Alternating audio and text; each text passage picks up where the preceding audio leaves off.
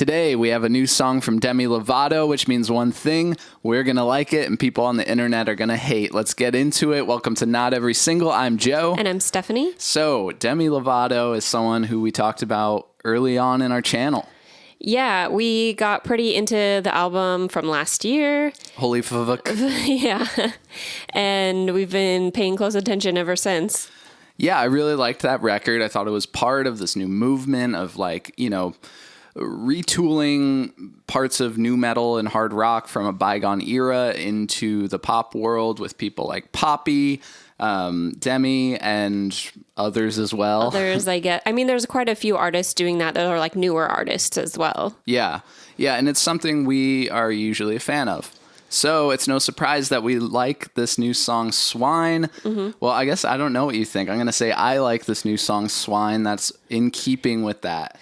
Yeah, I really like it. I think you and I both had the same sort of one little niggling thing, which is that some of the lyrics were just, the lyrics in general are just very straightforward. And there's a lot of people who love that. And just because it doesn't quite hit for me doesn't mean it's not like exactly how she wants the song to be. It's true. Like, there is some on-the-nose lyrics, and I think on first listen, that's a disappointment. But the more I thought about it, I do have some thoughts. I think I've changed my tune a little bit. Okay.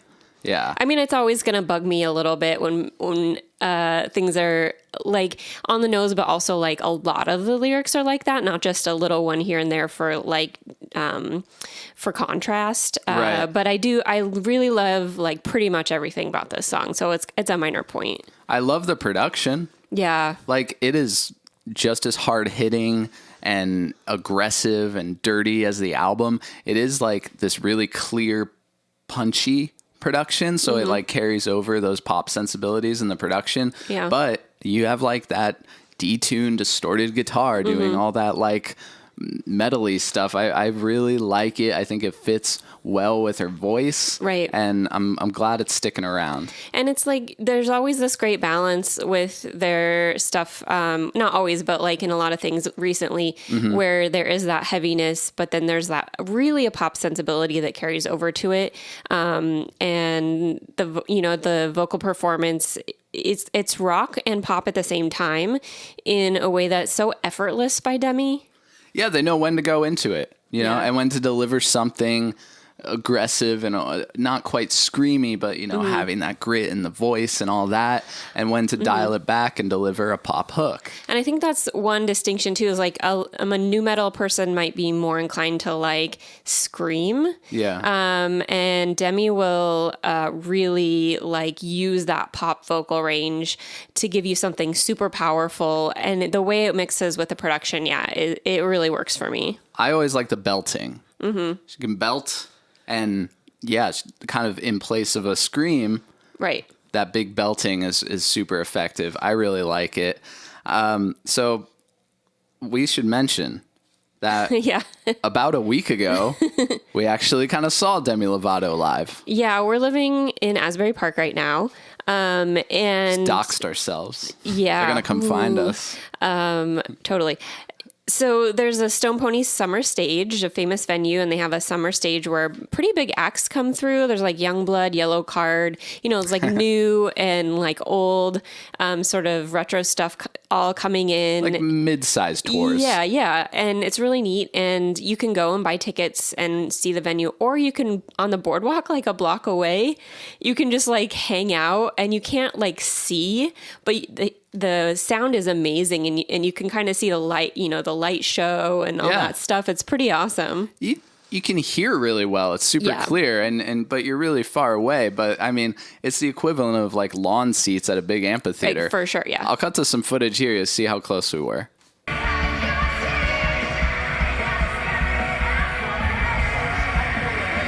So yeah, we were right there. There was a lot of people. It was just a really fun experience to see, and we're hoping to go back and catch a few more acts later on in the summer. Yeah. Back to Demi though, I will say with this song, the thing that really got me was just like the phrasing.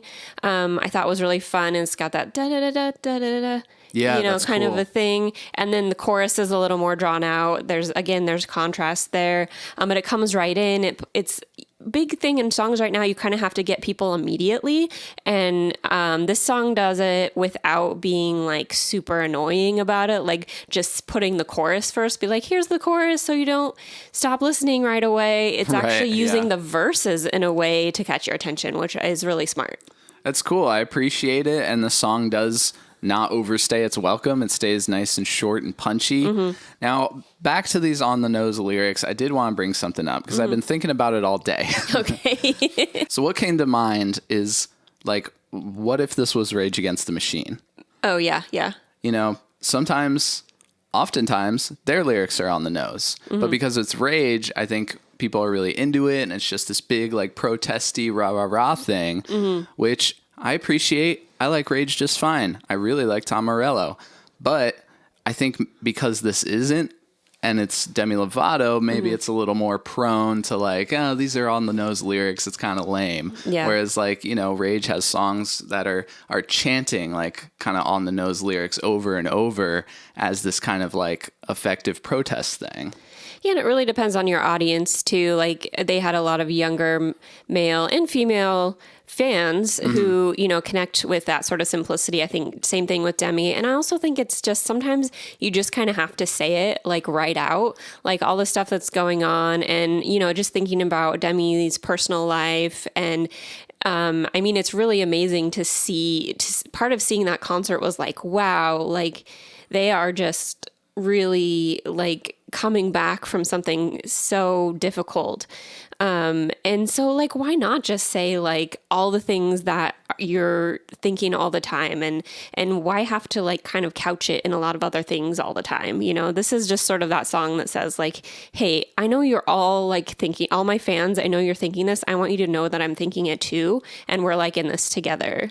I like that. I like that thought. It is kind of this stream of consciousness rant, like against this force. And yeah, I don't feel too much of a need to disguise it too much. You know, we've heard stuff like that back in like American Idiot and stuff. So I don't have a problem with it. Maybe on first listen, like it's like, oh yeah, a little on the nose, but I came to appreciate it throughout the day. Yeah, throughout the one day. Ever since I've heard this song this morning, I've come to appreciate it. Yeah, and again, like for me, it was never a negative point on the song. It's just something that like I have to sort of like mentally like put myself in a place to be like, okay, and maybe it doesn't really matter right here so much. So what do you guys think? You know, I want to hear what you guys think of the song, the lyrics, and if you haven't seen that first video where we talk about Demi's album, go back and watch it. I'll throw it up in the corner here. It's actually one of our most viewed videos still, I think. Yeah. And I am wanting to revisit that pretty soon and maybe check out some other Demi stuff. Let me know what you'd like to see a video on, and we'll talk to you next time. This is Not Every Single. I'm Joe. And I'm Stephanie. See you then.